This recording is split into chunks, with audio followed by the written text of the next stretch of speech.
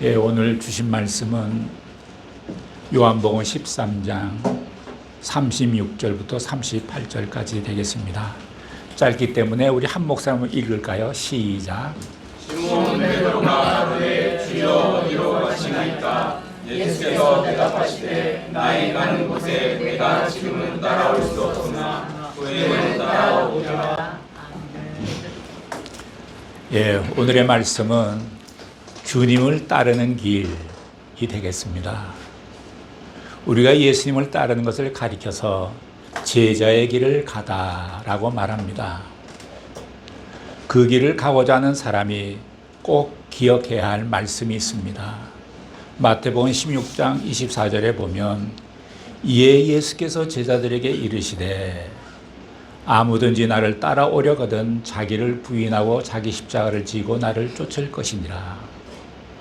참된 제자의 길은 자기를 부인하는 것이고 자기 십자가를 지는 것이고 예수님을 따르는 길입니다. 첫째로 자기를 부인하지 않는 사람은 아직도 서론 부분에서 어슬렁거리고 있는 사람이라고 보겠죠. 참된 제자의 길은 물질이나 명예나 성공을 포기하라는 것이 아니라 자기를 포기하는 것이 제자가 되는 길입니다. 언제든지 무슨 일에든지 문제가 되는 것은 환경이 아닙니다. 자기 자신입니다. 가장 결정적인 걸림돌은 나 자신일 수 있습니다. 자기를 못 이기는 것입니다. 상처를 받았다는 것도 자기의 성격이 강하면 상처 잘 받습니다. 프라이드가 너무 강하면 상처받기가 쉽습니다. 영적인 의미에서 자기를 부인한다는 것은 옛사람의 죽음을 뜻합니다. 자기를 부인한다는 것은 자기 안에 있는 썩어져가는 구습, 쫓는 옛사람을 버리는 것, 옛사람이 내 안에서 죽는 것을 경험하는 것입니다. 옛사람이 죽지 않고 새사람이 거듭날 수가 없습니다. 내 꿈을 포기해야 하나님의 꿈이 이루어집니다. 영의 사람이 되지 않고는 결코 신실한 제자가 될 수 없습니다. 인간은 누구를 막론하고 본질상 진노의 자식입니다. 허물과 죄로 죽었던 존재입니다. 인간은 영원하지 않습니다. 인간은 절대 권력을 가질 수도 없습니다. 결국 흙으로 한 줌의 티끌로 돌아가는 존재가 인간입니다. 이러한 죄로 물든 몸을 가지고 어떻게 주님의 뜻대로 살 수가 있으며 주님의 제자가 될 수가 있겠습니까? 육의 몸이 죽지 않고, 즉 옛사람이 죽지 않고 어떻게 하나님의 일을 할 수 있겠습니까? 자기를 부인하라는 말은 육의 사람이 죽어야 한다는 것입니다. 옛사람이 죽어야 한다는 것입니다. 살리는 것은 영이니 육은 무익하니라 라고 성경은 말씀하고 있습니다. 또 한 가지, 자기를 부인한다는 말은 하나님을 적극적으로 긍정하는 뜻입니다. 하나님 나의 전부라고 고백하는 것입니다. 내 인생의 주인은 내가 아니라 하나님이심을 전적으로 인정하는 것입니다. 그분의 통치를 받아 사는 것이 부인하는 삶입니다. 많은 사람들이 예수를 믿고 하나님의 자녀로 거룩하고 기쁘고 능력 있게 살기를 원합니다. 그러나 얼마 못 가서 실패하는 가장 큰 이유는 자기 자신을 포기하지 않은 데 있습니다. 자기를 부인하는 것처럼 사실 어려운 것은 없습니다. 갈라디아서 5장 17절에 보면 내 안에서 육체의 소욕과 성령의 소욕이 서로 거스린다고 했습니다. 서로 대적한다고 했습니다. 서로 싸운다고 했죠. 내가 아직 살아있기 때문입니다. 자기 부인은 어떻게 가능한가? 나의 힘으로는 불가능합니다. 지성이나 도덕이나 의지나 교양을 가지고는 변할 수가 없습니다. 성령께서 내 안에 임했을 때, 내 안에 내재해서 나를 다스려 주실 때, 그때 내가 거듭나고 변하고 깨어지는 것입니다. 저는 어렸을 때부터 유교 집안에서 자랐습니다. 그래서 우리 아버님이 벽에다가 상강오륜을 딱 붙여놓고 저거가 어린 저에게 저걸 외워라. 제가 외우고 해석해봐라. 해석도 다 하고 그랬습니다. 그런 유교 집에 자랐는데, 그래서 학교에서도 그렇고 가정에서도 그렇고 사람은 언행일치를 해야 된다라고 배웠습니다. 언행일치가 돼야 완전한 사람이지라는 말을 들었습니다. 언행일치가 쉬운 것은 아니겠죠. 그런데요, 성령이 임하니까 성령님께서 이렇게 말씀하십니다. 내 마음을 담지 않고 하는 언행일치는 위선이 아니냐?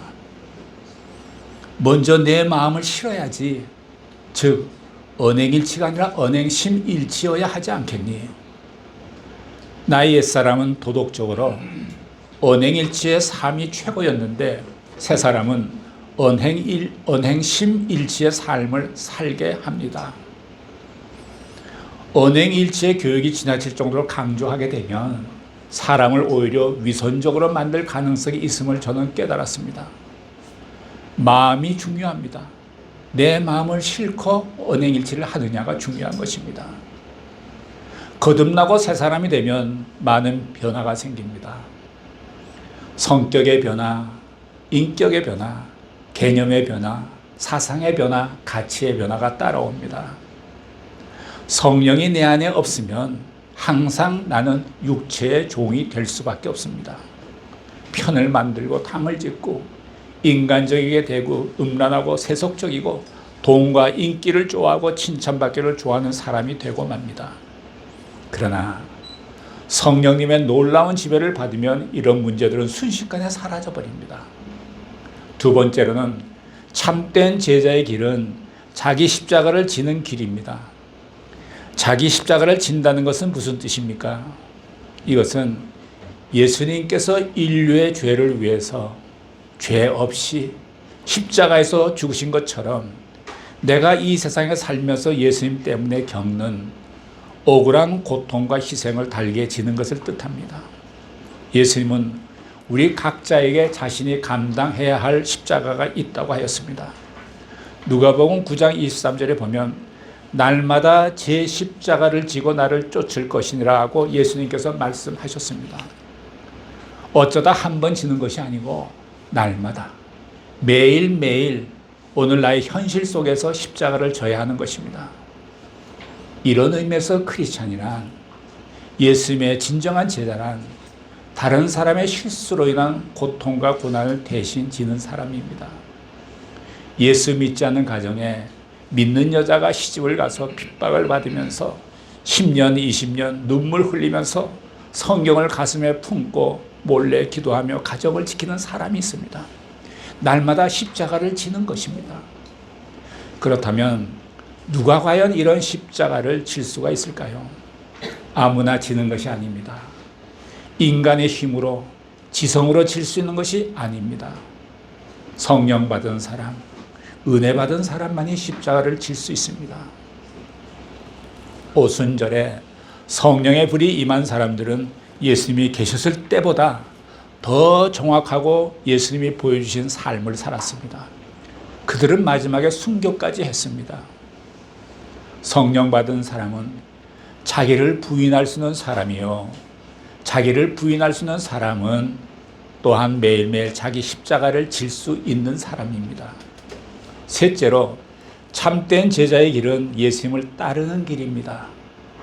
예수님께 순종하는 길입니다. 나를 따르라 하고 예수님 말씀하실 때 예 하고 따르는 사람이 있고 아니요 하고 거절하는 사람도 있고 잠깐 생각 좀 해보겠습니다 라고 말하는 사람도 있을 것입니다. 여러분은 어떤 사람이 되십니까? 저는 1987년에 지금부터 한 36년 전인데 어느 날 아침 분명히 기억해요. 1987년 8월 11일인데 아내하고 함께 기도하는 가운데 하나님께서 말씀을 주셨어요. 너희에게 일본 선교의 사명이 있다. 이 음성을 제가 43살 때 너무나 확실하게 들었기 때문에 나의 인생의 후반전은 일본 선교사다 이렇게 갔는데 갈등이 전혀 없었습니다. 그리고 일본 선교 사명이 있다고 이렇게 말씀해 주셨을 때 제가 내 인생이 해석이 되어졌습니다. 인생이 해석되어졌어요. 제 아내의 어머니가 일본 여자였습니다. 사카모토 아이코라는. 그러니까 제가 처갓집에 가면은 완전히 거기는 일본 집안입니다. 일본 분들도 많이 들락날락 하시고, 그 제가 또 대개 딸들은 엄마한테 배운 거 그대로 시집가서 하지 않습니까? 내 아내가 저하고 결혼해서 우리 집이 완전히 바뀌었습니다. 벽에는 이렇게 족자가 걸려야 되고, 밑에는 꽃꽂이가 있어야 되고, 또 뭐 요리도 전부 이게 일본식입니다. 저는 굉장히 서툴러요. 어느 날 제 아내가 마구로로 사시미를 해줬는데, 저는 그때 태어나서 처음 사시미를 먹어봤어요. 이 날생선을 먹는데요, 이게 처음에 이게 좀 이빨에 그 부딪히는 감촉이 아주 이상하더라고요. 그래서 내가 이거 나 못 먹겠다. 그 제가 물렸어요. 아내가 고민이 시작이 됐죠. 그래서 그거 전부 장조림해서 먹었습니다, 나중에. 그런가 하면 또 제 아내는 또 된장찌개 같은 건 또 좀 못 끓여요. 완전히 일본식인 거예요. 그러니까 이제 저도 좀 힘들었지만 그 차츰 살면서 양쪽을 다 좋아하게 된 거죠. 그래서 제가 그 일본 여자의 딸이 내 아내가 만났다는 것부터 좀 이상했던 거였어요. 그래서 저희 회사가 일본하고 거래를 하는데, 지금부터 아마 5, 60년 전이니까 그때는 우리나라 수출품 가운데 광산물 수출이 거의 70%를 차지했습니다. 그러니까 우리 회사도 광산물을 수출하는데, 일본의 종합상사 니시오 이와이라는 회사가 있는데 거기하고 거래를 했어요. 그 회사 서울 지점에 제가 물건을 선적할 때쯤 되면은 또 인보이스를 갖고 가서 베리파이를 받느라고 찾아가서 일본 상사맨한테 상담을 하면서 사인을 받는데, 오늘은 말이 잘 통할까? 뭐 이런 초조함이 있는 거예요. 그러면서 제가 일본 회사를 드나들다가, 그 다음에 제가 또 조금 지난 다음에 가만히 생각해 보니까 우리나라 수출이 뭐 가발로 섬유로 막 커가는데 광산물은 점점 줄어가더라고요. 이래갖고 내 장래가 없겠다. 그래서 제가 새로 길을 찾기 시작했습니다. 그래서 어느 일본 회사하고 제휴 관계로 해서 제가 한 14년간 전기제품 만들어서 수출도 하고 이런 일을 했어요. 그리고 내가 저는 책 읽는 걸 별로 안 좋아하는데, 이상하게 일본의 역사소설, 그것도 장편소설, 16권, 17권 이렇게 되는 거, 또 현대소설도 그렇게 장편소설, 그렇게 내가 재밌게 읽더라고요. 그러니까 생각해 보세요. 내가 일본 분의 딸을 아내를 맞이했고, 또 일본에서 거래했고, 그러니까 제가 일본 사람을 저절로 많이 알게 되잖아요. 일본의 정서, 일본의 문화가 저한테 다 들어와 있는 거예요. 그래서 제가 이게 인생이 좀 해석되는 거 아니겠습니까? 여러분의 인생도 한번 좀 40대가 넘으면 한번 해석하려고 한번 노력해 보십시오. 분명 하나님의 뜻이 있을 거예요. 그래서 제가 준비와 훈련하는데 한 3년간 훈련을 받고, 신학 교육을 받고, 목회 훈련 2년 받고, 그리고 일본에 가면 이게 또 일본어 성경말은 보통 또 일본 대화하고 틀려요, 표현이. 그래서 제가 이쪽은 일본 성경, 이쪽은 한국 성경 놓고 제가 독학을 한 6년간 했습니다. 그래도 부족해요. 그리고 제가 결국은 이제 22년 전에 일본 동경에 와서 교회를 개척해서 서투르지만 처음부터 일본어로 설교를 하기 시작했어요. 얼마나 서투르겠어요. 그래서 제가 일본 성도들 몇 분 되는데 제가 말했습니다. 여러분들은 전부 저의 선생님이십니다. 내 표현이 좀 어색하거나 틀렸거나 이런 것을 메모를 했다가 날 좀 주면 고맙겠다고. 한 사람도 안 해줘요. 후쿠오카 사람들은 해줄지 모르겠는데 동경 사람들은 한 사람도 안 해주더라고요. 그래서 제가 14년간을 섬겼습니다. 저는 이렇게 일본 선교 사명이 있다. 그러면서 내 인생의 해석이 되면서 주님의 길을 따르게 된 거예요. 앞으로의 인도하심도 영혼 구원을 위한 통로로서 계속 쓰임받기를 원하고 있습니다. 순종이 필요합니다. 예수님은 갈릴리의 어부였던 사람들을 제자로 부르셨습니다. 그들이 예수님의 부르심에 순종하고 예수님의 손에 붙잡힘 받았을 때 그들은 갈릴리에서 이름 없이 죽어갔던 사람들이 그만 세상을 변화시키는 사람들로 변했습니다. 예수님의 제자가 되는 것은 멋있고 좋은데 막상 예수님을 따라 제자의 길을 가려니까 굉장히 어렵게만 느껴집니다. 이와 비슷한 이야기를 예수님이 베드로에게 하십니다. 오늘의 본문 36절을 한번 보시겠습니다. 36절 시작. 시몬 베드로가 가로되 주여 어디로 가시나이까? 예수께서 대답하시되 나의 가는 곳에 내가 지금은 따라올 수 없으나 그에는 따라오리라. 베드로는 마가의 다락방에서 최고의 만찬을 가질 때부터 그 예수님의 언행이 오늘은 좀 이상하다라고 느껴졌을 것입니다. 3년 동안 뵙던 일상적인 모습이 아닌 좀 특이한 모습을 보았기 때문입니다. 아니, 예수님께서 느닷없이 제자들의 발을 씻어주시질 않나. 또 빵과 포도를 주면서 이건 내 살이요 내 피다라고 말씀하시지 않나. 이렇게 죽음을 예고하셨기 때문입니다. 그리고 새 계명을 주노니 너희는 서로 사랑하라고 말씀하셨습니다. 이 베드로가 생각해 보니까 예수님이 하신 말씀이 알쏭달쏭했습니다. 그는 마지막 만찬에서 예수님이 하신 말씀과 행동이 마음에 걸렸습니다. 그래서 평소 자신의 성격대로 용기를 내어서 도대체 주님께서 어디로 가시냐고 질문한 것입니다. 여기서 우리는 베드로를 통해 무엇을 배울 수 있습니까? 첫째로 우리들도 베드로와 같은 인간입니다. 저는 한국 사람이 좀 베드로 성격을 닮았다고 생각해요. 욱하지 않습니까? 혈기가 많고. 아마 그래서 우리나라가 부흥했는지도 모르겠어요. 좀 닮은 것 같아요. 우리는 예수님을 잘 믿다가도 어느 시점에서 자신도 감당할 수 없는 회의에 빠집니다. 이성적인 상식과 일상적인 경험으로 교회에 나와 찬송도 하고 헌금도 하고 봉사도 합니다. 그러나 어떤 영적인 순간에 모든 것이 혼란스러워집니다. 지금 교회에 나가서 하는 일이 옳은 것인지 틀린 것인지 갈등하게 됩니다. 베드로는 3년 동안 예수님을 따라다녔지만 막판에 와서 지금 혼란을 겪고 있습니다. 둘째는 베드로는 혼란을 겪고 있는 중에도 예수님을 사랑한 것입니다. 그는 결코 예수님을 떠나거나 의심하지 않았습니다. 다만 주님이 어디로 가시는지에 대해 이상한 말씀을 하시니 거기서 궁금했습니다. 그래서 베드로는 어디로 가시나이까? 라고 질문한 것이고 예수님께서는 예언적 성격을 띤 말씀으로 대답하십니다. 우리는 하나님의 말씀을 읽고 들을 때 예언적 성격의 말씀도 포함되어 있음을 알아야 합니다. 말씀이 당장 이해되지 않고 해석되지 않지만 세월이 흐른 후에 이해되고 깨닫게 되기도 합니다. 예수님은 베드로에게 지금은 내가 가는 곳에 내가 따라올 수 없지만 나중에 오게 된다라고 말씀하십니다. 이제 지금의 대화가 끝나면 예수님은 십자가를 지시게 되고 베드로는 그 십자가의 길을 당장은 따라할 수 없습니다. 그러나 예수님이 십자가에서 죽으셔서 부활하시고 승천하신 후 성령님이 오실 때 모든 것을 깨닫고 예수님이 가신 것을 따라올 수 있다는 말씀입니다.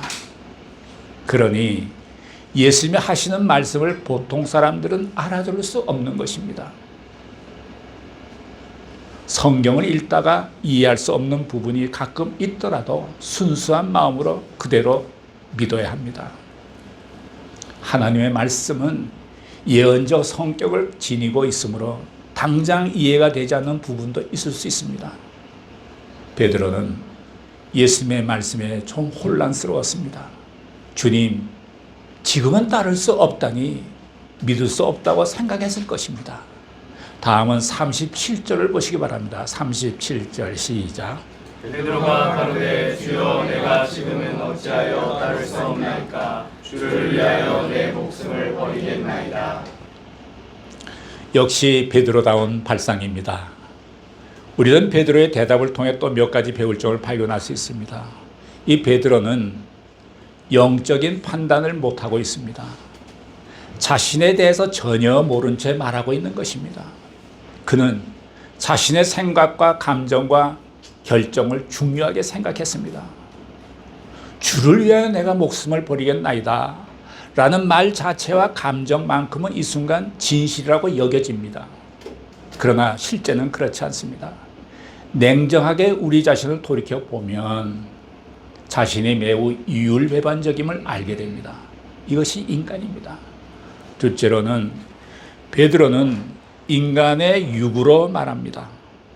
베드로가 주님을 따르겠다고 말한 것은 거짓이 아닙니다. 그 시점에서 주님을 위해 생명을 버리겠다는 것도 진실입니다. 그러나 육의 생각에 따라 그렇게 고백한 것입니다. 성경 말씀에 깊이 들어가면 육의 생각과 영의 생각이 따로 있다는 것을 알 수 있습니다. 예수님께서는 영으로 말씀하시고 베드로는 육으로 이해합니다. 예수님이 거듭나야 한다고 말씀하셨을 때 니고데모는 육으로 생각해서 어떻게 어머니 뱃속에 들어갔다가 다시 나올 수 있단 말입니까? 이렇게 반응했습니다. 예수님이 언제나 영으로 말씀하시고 제자들은 언제나 육으로 받아들였습니다. 영의 말씀을 영으로 받아들이면 갈등이 없는데 육으로 받아들이면 서로 부딪히게 됩니다. 요한복음 6장 63절에 보면 살리는 것은 영이니 육은 무익하니라. 내가 너에게 이른 말이 영이여 생명이라. 이렇게 말씀하셨습니다. 우리는 육을 갖고 삽니다. 육은 잠을 자야 되고 밥을 먹어야 되고 생리 현상을 보이고 본능을 갖고 있습니다. 또한 때리면 아픔을 느끼고 병이 들기도 합니다. 그래서 사람들은 육에 완전히 익숙해 있습니다. 그래서 날마다 우리는 육을 가꾸고 삽니다. 요즘 웰빙이라고 해서 삶의 질이 높아지는 것이 좋다고 말합니다. 그러나 그 웰빙에 대해 살펴보면 온통 육에 관한 것뿐입니다. 성경은 육은 무익하고 살리는 것은 영이라고 말씀하셨습니다.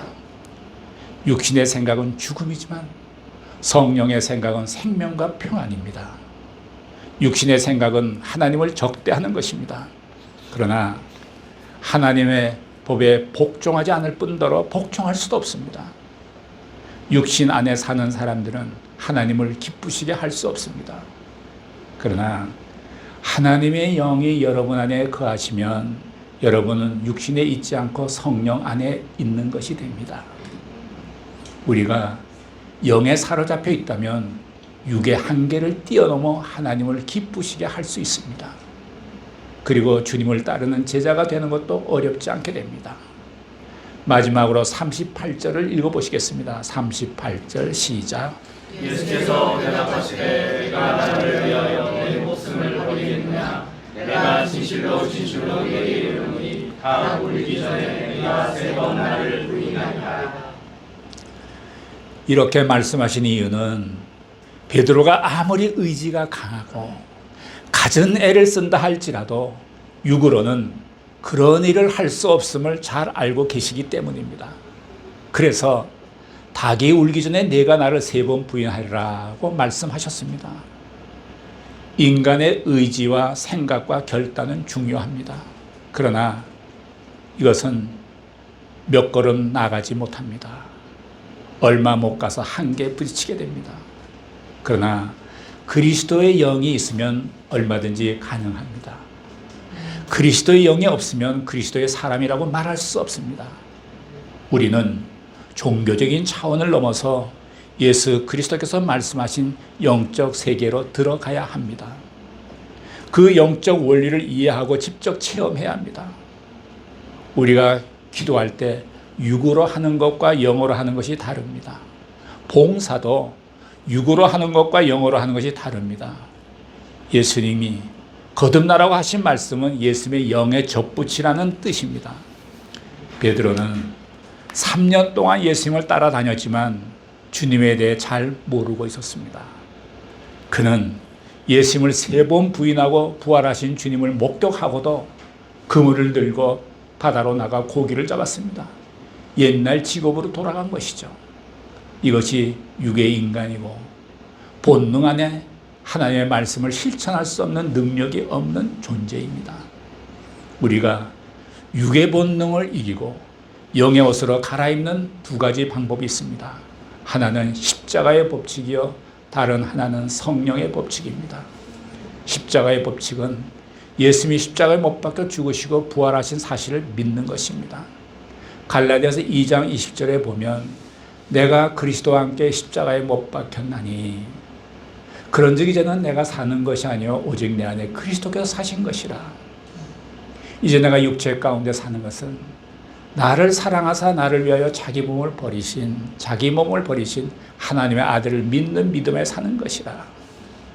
자신을 십자가에 못 박는 것이 육의 본능을 죽이는 길입니다. 또한 성령의 법칙은 로마서 8장 1절 2절의 말씀이 있습니다. 자막 있으면 함께 읽어보실까요? 시작.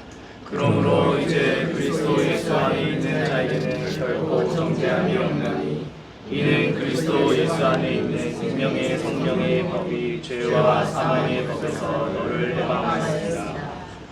그리스도 예수 안에 있는 자에게는 결코 정죄함이 없습니다. 엄청난 축복의 말씀입니다. 현대인들의 많은 고민은 스트레스입니다. 질병의 원인이 되기도 합니다. 이 스트레스는 두려움과 공포에서 옵니다. 그 두려움과 공포는 정죄함에서 옵니다. 가장 깊은 뿌리에 정죄함이 있었는데 예수님 안에 들어옴으로 말미암아 우리가 해방된 것입니다. 성경 말씀이 이해되고 즐거워지고 항상 좋아 어쩔 줄 모르는 기적의 삶이 시작되는 것입니다. 이 사실을 베드로는 오순절에 성령이 임하고 나서야 깨닫게 됩니다. 그 후 그는 초대교회 리더가 되고 최후에 주님을 위해 순교하게 됩니다. 여러분들은 얼마나 오랫동안 교회 다니셨습니까? 우리 모두 육의 사람이 아니라 영의 사람이 되기를 예수님의 이름으로 축복합니다. 아멘. 기도하시겠습니다. 사랑하시는 하나님 아버지, 우리 모두가 예수 그리스도 안에 있기를 원합니다. 우리 모두에게 성령이 임하여 주시옵소서. 옛사람을 벗고 새사람이 되게 하여 주시옵소서. 육의 사람이 아니라 영의 사람이 되게 하여 주옵소서. 예수님의 이름으로 기도를 드렸습니다. 아멘.